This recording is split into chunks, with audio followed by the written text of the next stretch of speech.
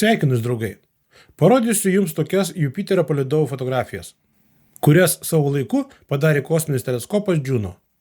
Sutikite, kad fotografijose matome nesmulkiausias palydovų detalės, o jau kokios spalvos ir atspalviai. Bet turėsiu jūs nuliūdinti. Iš tikro, net pusė iš šių fotografijų yra paprasčiausi senų keptuvių dugdų atvaizdai. Sutikite, kad tikrai labai panašios į tikras. Galite pažiūrėti, jei kažkur namuose vis dar tokių turite. Ši iliuzija tikrai labai paprasta ir banali, bet tikrai verta dėmesio. Na, o jei rimtai, tai galime surasti daugybę įvairiausių optinių iliuzijų. Spalvotų, juodai baltų, nejudančių, animuotų. Apie visas jas net ir nepapasakosiu. Bet keletą iliuzijų yra tokios įdomios, kad apie jas papasakoti yra būtina. Visos jos vienaip arba kitaip susijusios su spalvų ir šešėlių žaismu. Tamsa su šviesa. Todėl pereisime vėl į tamsiąją pusę. Yes, my master. Žiūrim.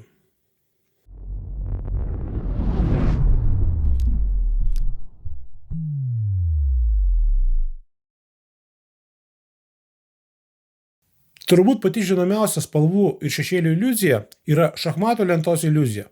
Atrodo, kad laukelis A tamsesnis nei laukelis B, bet iš tikro jie absoliučiai vienodos spalvos. Kad įsitikintume, tai reikia tos laukelius sujungti su pilka linija arba paveiksliuką atsispausdinti ir iškirpus laukelius palyginti.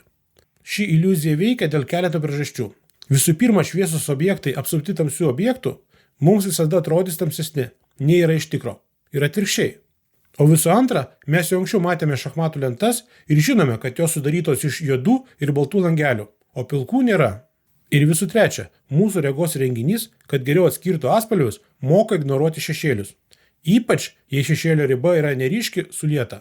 Visa tai priveda prie tokios optinės apgaulės, kad net šachmatų meistrai susipainiotų. Bet yra tokios iliuzijos, kurios nepriklauso nuo mūsų suvokimo, nes vyksta ne smegenyse, o akių lygyje. Tarp jų yra ir purkinė efektas. Jo esmė yra tame, kad sumažėjus apšvietimui, raudoni atspalviai tampa tamsesni, o jų atžvilgių mėlyni šviesesni. Tai yra, kai sutemsta, spalvos išties gali pasikeisti. Ar jūs pastebėjote tokį efektą? Na, o tie, kas nematė, atlikite tokį eksperimentą. Paimkite kokį nors žurnalą su ryškiu viršeliu. Pažiūrėkite jį tamsoje ir su laiku, kai akis pripras prie tamsos, pastebėsite, kad raudona tampa beveik juoda, o mėlyna ir žalia spalvos išlieka pakankamai šviesos. Taip yra dėl mūsų akise esančio dieninio ir naktinio matymo. Dieninis, veikiantis prie ryškios dienos šviesos, vyksta pasitelkus fotoreceptorius kugelius. Kiekvienas kugelis jautrus atskirai spalvai – raudonai, žaliai arba mėlynai. Bet suminis, didžiausias kugelių jautrumas yra žaliai geltoniems atspalviams. Na, o štai naktinis matymas užtikrinamas kitokiomis fotoląstelėmis – stebeliais. Spalvų jie neskiria, bet užtat veikia prie ypač mažo 100 kartų mažesnio apšvietimo. Ir jų suminis jautrumas atitinka žaliai mėlynam spalvų diapazonui. Būtent dėl šios priežasties, kai apšvietimas ypač sumažėja ir mūsų akis pereina iš dieninio į naktinį matymą, mes nebeskiriame raudonos spalvos, bet vis dar skiriame mėlynus atspalvius.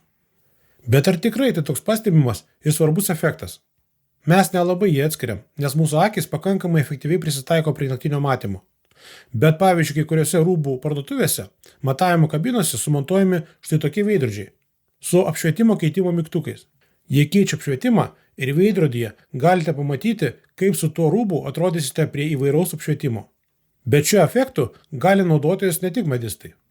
Per Pirmą ir Antrą pasaulinius karus, per naktinius miesto bombardavimus, naktimis pilnai išjungdavo miesto apšvietimą. Bet būdavo leidžiama naudoti mėlynus šviestuvus.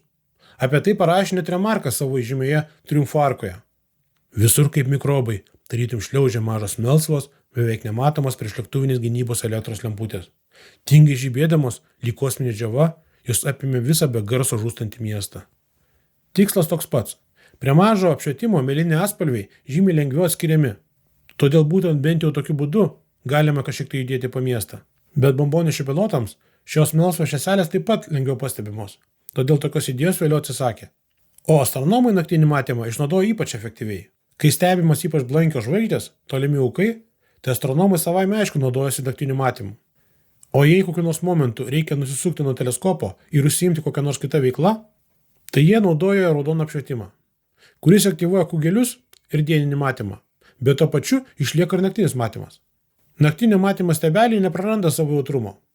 Todėl atlikus pašalinius darbus galima ir toliau netidėliotinai tęsti tolimųjų žvaigždžių ir rūkų stebėjimą teleskopu, negaištant laiko laukiant, kol akys adaptuosis.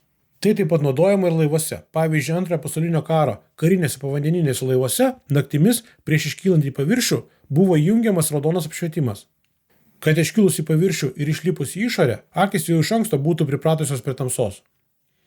Nereiktų laukti ar įjungti išorinio laivo apšvietimo, nes tapsi visiems matomas ir lengvas grobis. Bet tai gal galima ir namuose įrengti tokį raudoną naktinį apšvietimą, kad kai eini į tualetą, šviesa nekintų, neblaškytų miegų ar tamsoje neatsitrenktum į kokią nors spintą ar sieną. Bet kai pagalvoji, namas ar butas su raudonu apšvietimu, gal ir ne pati geriausia idėja. O dar įdomu yra tai, kad tamsoje geriau veikia ne centrinis regėjimas, o periferinis regėjimas. Reikalas tame, kad stebeliai akių tinklainėje išsidėstė netolygiai.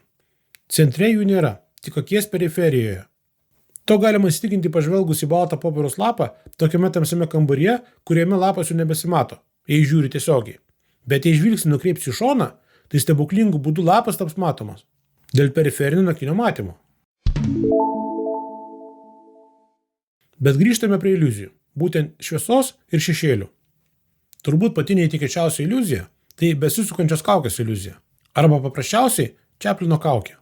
Kaip ir bet kuri kita, ši kaukė iš vienos pusės išgaubta, o iš kitos įgaubta. Kai šviesa sklis į įgaubtą pusę, tai nuo kaukės reljefo atsiras šešėliai. Lygiai tokie patys, kaip ir išgaubtoje pusėje. Todėl mums atrodys, kad kaukė šioje pozicijoje taip pat išgaubta, nors taip nėra. Ir čia dar tik gėlytės. Bet jei mes pradėsime jas sukti, tai vyks neįtikėtinas dalykas. Kaukė apsisukus kitą pusę vis tiek išlieka išgaubta. Atrodo net kiek bauginančiai. Laikoma, kad Čaplino kaukė yra paprasčiausias šizofrenijos testas. Jei jūs paveikė šį iliuziją ir abies kaukės pusės matote kaip išgaubtas, tai su jumis viskas tvarkoje. Sveikinu. Jūsų psichika sveika. O jei ne, tai jau galbūt turite ir tam tikrų problemėlių. Labai įdomu, ar daug žiūrovų išlaikė testą. Parašykite komentarą, ar jūs testą išlaikėte? Ši iliuzija remiasi mūsų prieš tai atliktų eksperimentų su šachmatų lenta. Mes labai lengvai atpažįstame veidus ir žinome, kad veidai visada išgaubti. Todėl įgaubtą veidą mes suprantame kaip įprasta – išgaubtą. Net neatsižvelgdami į kitą mūsų gaunamą informaciją, kad yra ne taip. Kodėl šizofrenikai nemato šios iliuzijos, kol kas aiškaus atsakymo nėra. Greičiausiai vyksta koks nors žmogaus veido atpažinimo sutrikimas, objektų ar kaip nors kitaip apdorojama vaizdinė medžiaga. Be to, ši iliuzija neveikia streso būsenoje arba apsvaigus nuo alkoholio ar narkotikų. Yra dar viena šios iliuzijos atmaina – Einšteino kaukė. Tik šiuo atveju pati kaukė niekur nejuda, o juda pats kaukės stebėtojas. Tokiu būdu galinio plano kaukės apšvietimas ir šešėliai sudaro iliuziją, kad kaukė mus seka, pasukdama galvą reikiamą kryptimi. Bet reikia suprasti, kad šiuo metu mes žiūrime į įgaubtą kaukės pusę. Tikrai smagiai ši Einšteino kaukės iliuzija žiūrisi su tokiais mielais tiranozaurais. Tai kartoninės figūrėlės. Jų galvos savaime aišku niekur nesusukinėja, tvirtai pritvirtintos.